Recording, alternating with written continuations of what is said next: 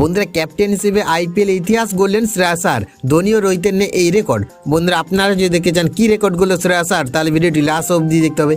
চ্যানেলটিকে সাবস্ক্রাইব করতে হবে, একটা লাইক দিতে হবে এবং নোটিফিকেশন বেল আইকন দাবাতে হবে। বন্ধুরা পরিসংখ্যান বলছে আইপিএল এর সব থেকে সফল ক্যাপ্টেন হলেন মহেন্দ্র সিং ধোনি। তিনি চেন্নাই সুপার কিংসকে 5 বার চ্যাম্পিয়ন করা ছাড়াও সব থেকে বেশিবার দলকে ফাইনালে তুলেছেন। দ্বিতীয় স্থানে রয়েছে রোহিত শর্মা। তিনি দলনায়ক হিসেবে মুম্বাই ইন্ডিয়ান্সকে 5 বার আইপিএল চ্যাম্পিয়ন করিয়েছেন।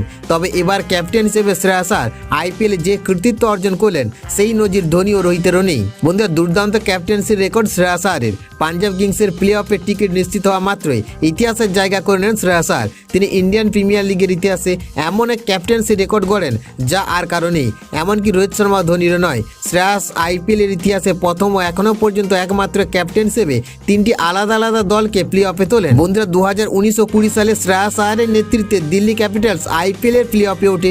2019-এর দ্বিতীয় কোয়ালিফায়ারে চেন্নাই সুপার কিংসের কাছে হেরে যায় দিল্লি।